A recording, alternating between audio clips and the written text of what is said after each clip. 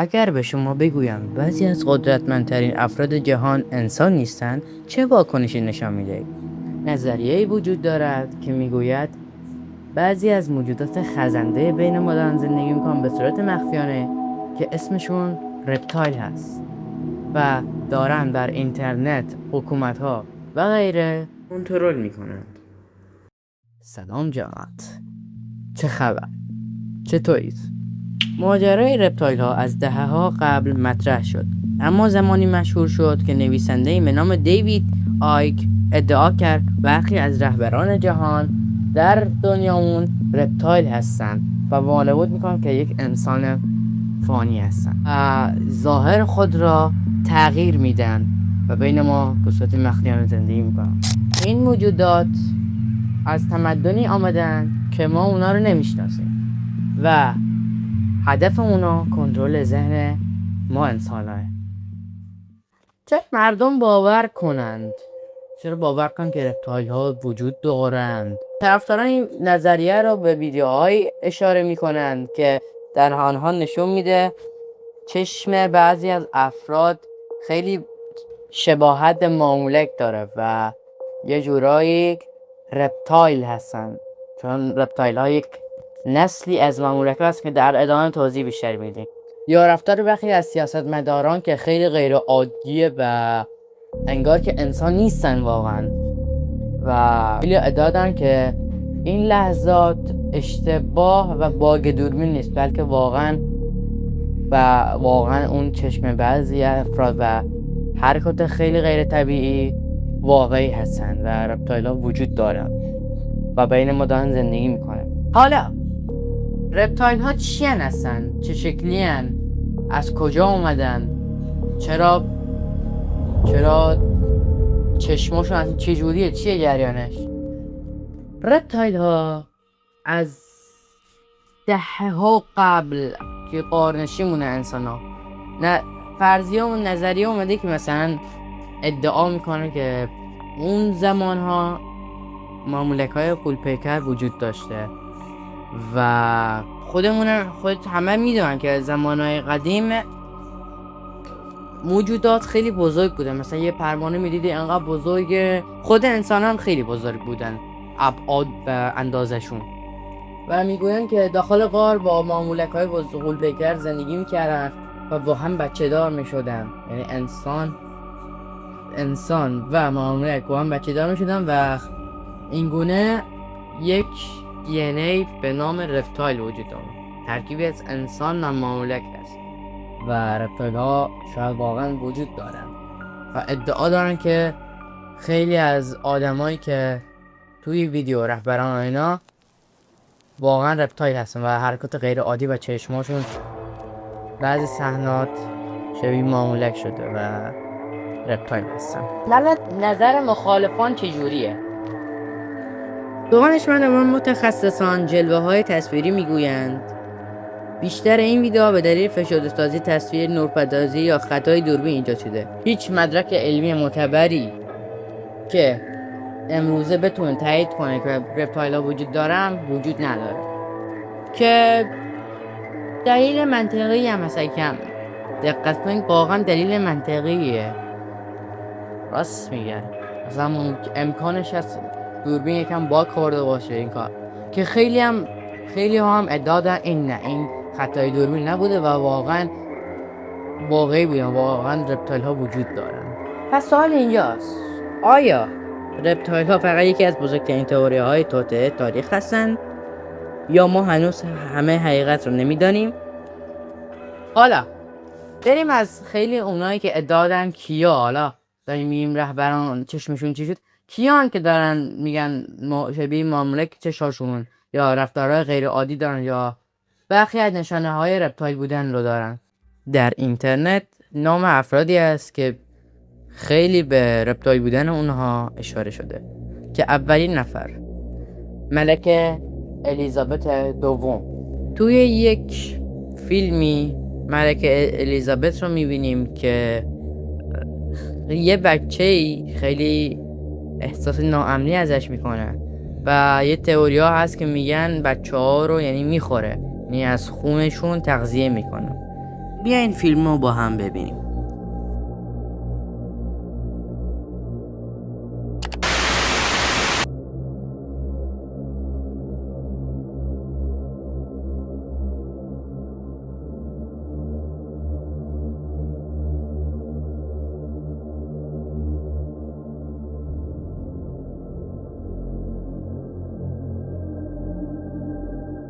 که خیلی ادعا دارن این تئوری درسته و خیلی هم ادعا دارن که درست نیست، که احتمالش اینکه رپتایل باشه دیگه بستگی به طرف داره و خیلی ها ادعا دارن که هست، خیلی هم ادعا دارن که رپتایل نیستن. خودم که ادعا دارم رپتایل ها اصلا وجود خارجی ندارن، شاید قدیما در قرنهای پیش وجود داشته. به نظر من که نسلشون منقرض شده و دیگه بین ما نیستن. نظرت رو حتما داخل کامنت ها بنویس که آیا باور داری که رپتایل ها وجود دارن یا نه یک قدیما وجود داشتن یا حتی قدیما وجود نداشتن، دروغ همش. حتما نظرت رو برام کامنت کن. نفر بعدی، باراک اوباما، رئیس جمهور سابق آمریکا. حرکات چهره در برخی ویدیوها غیر عادی به نظر میرسد. ادعای تغییر ناگهانی رنگ چشم در تصاویر، باور به اینکه رهبران سیاسی توسط رپتایل ها کنترل میشن. حالا پاسخ اونایی که نظرشون مخالفه میگن رپتایل نیست، میگم که نورپردازی الان ممکنه یه باگ دوربین داشته یا دلایل مختلف میارن فقط برای که بگن رپتایل ها وجود نداره، که خیلی دلایلاشون هم منطقیه و دلایل غیر منطقی فکر نکنم داشته باشن. نفر بعدی، هیلاری کلینتون. برخی ویدیوهای کوتاه که در آن پلک زدن یا حرکات صورت عجیب به نظر میرسد. ارتباط با محافل سیاسی قدرتمند، استفاده گسترده از تصاویر دستکاری شده در اینترنت. پاسخ مخالفانم این بوده که بسیاری از تصاویر منتشر شده بعداً جعلی یا ویرایش شده مشخص شده، میگن دستکاری کردن، فتوشاپ اینا، که هر کی حرفی میزنه دیگه. مارک زاکربرگ بیشترین شوخی اینترنتی رو این داره.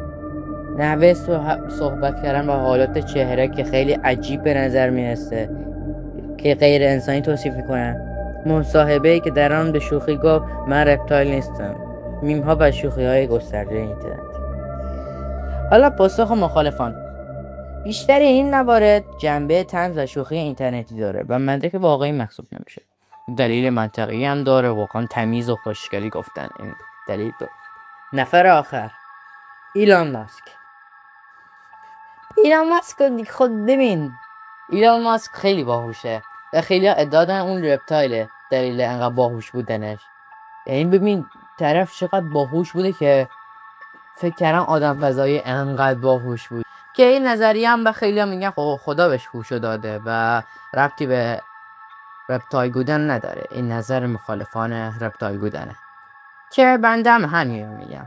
خلاصه طرفداران نظریه رپتایل داستان رو به 3 بخش، یعنی دلایل رپتایل بودن این افرادی که من گفتن رو به 3 بخش تقسیم میکنند. 1. رفتار عجیبشون در ویدیوها. 2. چشم افراد خیلی عجیب دیده میشود و غیر عادی به نظر میرسه تو بعضی از فیلم ها. 3. هوش زیاد و قدرت سیاسی یا اقتصادی. دلایلشون اینا دلایلی برخی از آدمایی هستن که رپتایل میگن وجود داره، که خیلی هم میگن نه. تو اولی باگ دوربین چی بوده، توی دومی هم تو اولی باگ دوربین، تو دومی نورپردازی و اینا مشکل داشته که یه جور خطایی دیده، تو سومی هم خدا بهشون هوش داده و هیچ گونه ربطی هم نداره، مغز خودشونه. ویدیوی عجیبی بود واقعا، در مورد رپتایل ها بود و قشنگ هم بود، خدای جذاب بود. خیلی دوستتون دارم، امیدوارم از این ویدیو لذت برده باشید. ویدیو قبلی هم از دست ندید که در مورد کاتالوگ یک کاتالوگ ساختم 1 ساعت. ویدیو قبلی هم پرونده جنایی بود.